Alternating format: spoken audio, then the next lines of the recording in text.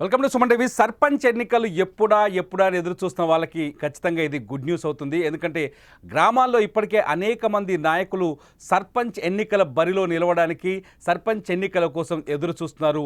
క్యాడర్ని ready చేసుకుంటున్నారు. చాలా రోజుల నుంచి ప్రచారం చేసుకుంటున్నారు. అంతర్గతంగా పబ్లిసిటీ చేసుకుంటున్నారు. అంతేకాదు నేనే కాబోయే సర్పంచ్ అంటూ ఇప్పటికే జనాన్ని కూడా ప్రిపేర్ చేశారు. కానీ సర్పంచ్ ఎన్నికలకు నోటిఫికేషన్ ఎప్పుడు వస్తుందనే దానిపైన ఇప్పటివరకు స్పష్టత లేదు.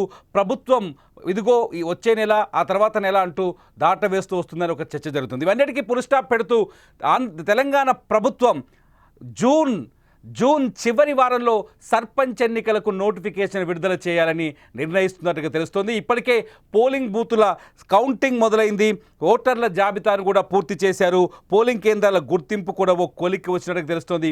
ఇటు అధికారులు శరవేగంగా పనులు చేస్తున్నారని ఒక సమాచారం అందుతోంది. మొత్తానికి సర్పంచ్ ఎన్నికలతో పాటు ఆగస్టు 2వ వారం నాటికి పూర్తి స్థాయిలో స్థానిక సంస్థల ఎన్నికలన్నింటినీ పూర్తి చేయాలని కాంగ్రెస్ ప్రభుత్వం, రేవంత్ రెడ్డి ప్రభుత్వం ఏర్పాట్లను పూర్తి చేస్తున్నట్టుగా సమాచారం అందుతుంది. ఇప్పటికే ఈ ఎన్నికలకు సంబంధించి, స్థానిక సంస్థల ఎన్నికలకు సంబంధించిన అన్ని ఏర్పాట్లను పూర్తి చేశారు. అన్ని సంస్థలకి ఏ పోలింగ్ బూతులు కావాల్సిన ఏర్పాట్లన్నింటినీ రెడీ చేస్తున్నట్టుగా తెలుస్తోంది. ఇప్పటికే దీనికి సంబంధించిన ప్రక్రియ కూడా మొదలైనట్టుగా తెలుస్తోంది. అయితే మొట్టమొదట గ్రామ పంచాయతీ ఎన్నికలతో ఈ స్థానిక సమరం మొదలయ్యే అవకాశం కనిపిస్తుంది. గ్రామ పంచాయతీ ఎన్నికలు మొత్తం తెలంగాణలో 12,633 గ్రామ పంచాయతీలకు ఎన్నికలు జరిగే అవకాశం ఉంది. ఇప్పటివరకు ఈ గ్రామ పంచాయతీ ఎన్నికలకు అంటే ఇంతవరకు పెండింగ్ ఏమీ లేవు. ఈ 12,633 గ్రామ పంచాయతీలకు జూన్ చివరి వారంలో ఈ నెల అంటే రేపటి నుంచి మొదలయ్యే జూన్ చివరి వారంలో నోటిఫికేషన్ వచ్చే అవకాశం ఉంది. జూలై మొదటి వారంలో ఎన్నికలు జరిగే అవకాశం కనిపిస్తుంది. సర్పంచ్ ఎన్నికలు జరిగిన వెనువెంటనే మండల పరిషత్ అలాగే జిల్లా పరిషత్ ఎన్నికలకు కూడా తెలంగాణలో నోటిఫికేషన్ వచ్చే అవకాశం కనిపిస్తుంది. ఎంపీటీసీ, జెడ్పీటీసీ ఎన్నికలకు కూడా అంటే జూలై ఫస్ట్ వీక్లో సర్పంచ్ ఎన్నికలు పూర్తయితే జూలై 2వ వారంలో ఎంపీటీసీ, జెడ్పీటీసీ ఎన్నికలు వచ్చే అవకాశం కనిపిస్తుంది. మొత్తం తెలంగాణలో 5,817 ఎంపీటీసీ స్థానాలకు ఎన్నికలు జరిగే అవకాశం ఉంది. ఎంపీటీసీలకు కూడా ఆల్మోస్ట్ ఆ లైన్ క్లియర్ అయినట్టుగా తెలుస్తుంది. ప్రభుత్వం నోటిఫికేషన్ విడుదల చేయడమే తరువేగా అంటే వరుసగా సర్పంచ్ ఎన్నికల తర్వాత ఎంపీటీసీ, జెడ్పీటీసీ ఎన్నికల తర్వాత మున్సిపల్ ఎన్నికలకు కూడా ఏర్పాట్లు చేస్తున్నట్టుగా తెలుస్తుంది. మొత్తానికి తెలంగాణలో 567 మండలాలు ఉన్నాయి. ఈ 567 మండలాలకి ఎంపీపీల ఎన్నిక కూడా పూర్తయిపోతుంది. జూలై సెకండ్ ఆర్ థర్డ్ వీక్లో 567 మండలాలకి ఎంపీపీల ఎన్నిక కూడా పూర్తయిపోతుంది.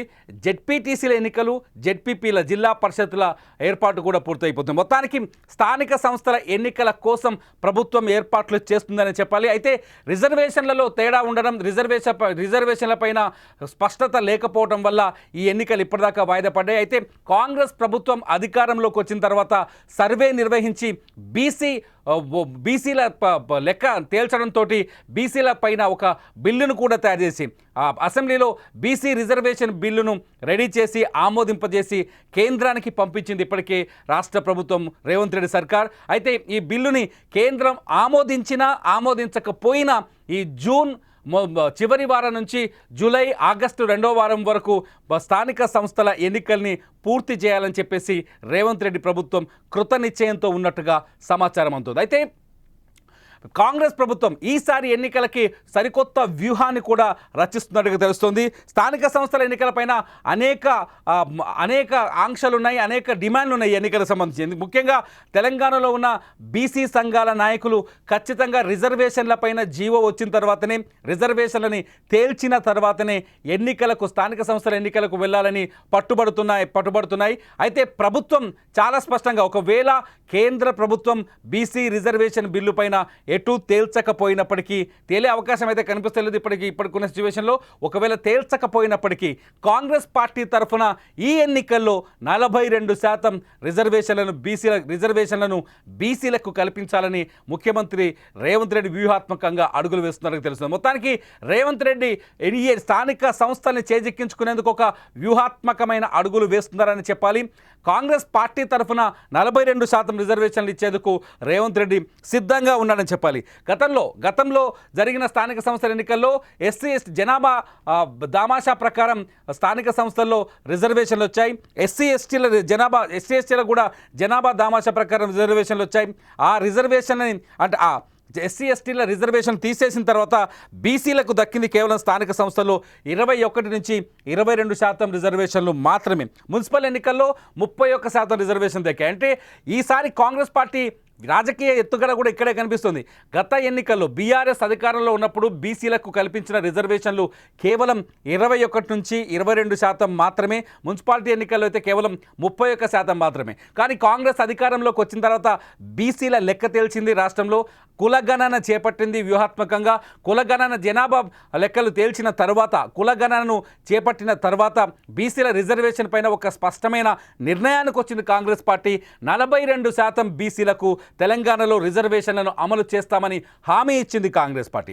42% బీసీలకు రిజర్వేషన్ అమలు చేయాలంటూ తెలంగాణ రాష్ట్ర ప్రభుత్వం, తెలంగాణ అసెంబ్లీలో ప్రభుత్వం బిల్లును కూడా తీసుకొచ్చింది.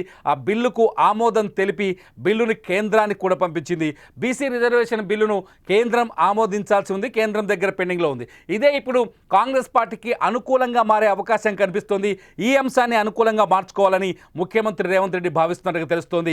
స్థానిక సంస్థల ఎన్నికల్లో ఈ రిజర్వేషన్లు ఒకవేళ కేంద్ర ప్రభుత్వం బిల్లుకు ఆమోదం తెలపకపోతే కేంద్రాన్ని ఇరుకున పెడుతూ ఈ కాంగ్రెస్ పార్టీ తరఫున వీళ్ళు 42% రిజర్వేషన్ని అమలు చేయాలని, స్థానిక సంస్థలో 42% సీట్లను బీసీలకు ఇవ్వాలనే ఆలోచనతో కాంగ్రెస్ పార్టీ ఈ ఎన్నికలకు, స్థానిక సంస్థల ఎన్నికలకు సిద్ధమవుతున్నట్టు తెలుస్తుంది. ఏదేమైనా సర్పంచ్ ఎన్నికల కోసం చాలా రోజులుగా ఎదురు చూస్తున్నారు. నిధులు లేక గ్రామ పంచాయతీలు చాలా ఇబ్బందులు పడుతున్నాయి. మున్సిపాలిటీల గడువు కూడా ముగిసిపోవడంతో మున్సిపాలిటీల్లో కూడా అనేక సమస్యలు కనిపిస్తున్నాయి. ఈ సమస్యలన్నిటికీ పరిష్కారం రావాలి అంటే వెంటనే స్థానిక సంస్థల ఎన్నికల్ని పూర్తి చేయాల్సి ఉంటుంది.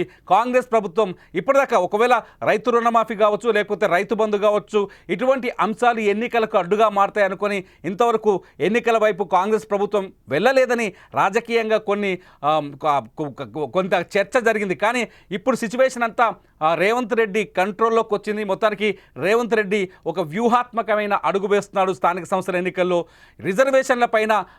రిజర్వేషన్ల అంశాన్ని ప్రజల్లోకి తీసుకెళ్లి జనాభా దామాషా ప్రకారం కాకుండా 42% రిజర్వేషన్లు బీసీలకు ఇచ్చి ఈ ఎన్నికల్లో ఓటు బ్యాంకుని తమ వైపు తిప్పుకునే ప్రయత్నం చేస్తున్నట్టుగా అర్థమవుతుంది. ఏదేమైనా సర్పంచ్ ఎన్నికలకు సమయం వచ్చేసింది. సమరం త్వరలోనే జరగబోతుంది. మరి వచ్చే 2 నెలల్లోనే సర్పంచ్తో పాటు ఎంపీటీసీ, జెడ్పీటీసీ, మున్సిపల్ ఎన్నికలు కూడా మొదలవుతాయనే సమాచారం మనకు అందుతోంది. చూస్తూనే ఉండండి సుమన్ టీవీ. సర్పంచ్ ఎన్నికలు అలాగే స్థానిక సంస్థల ఎన్నికలకు సంబంధించిన పొలిటికల్ న్యూస్ కోసం, ఎవ్రీడే పొలిటికల్ అప్డేట్స్ కోసం సుమన్ టీవీ లైవ్ని సబ్స్క్రైబ్ చేసుకోండి. సుమన్ టీవీ లైవ్లో వీడియోస్ చూస్తూనే ఉండండి లైవ్లో.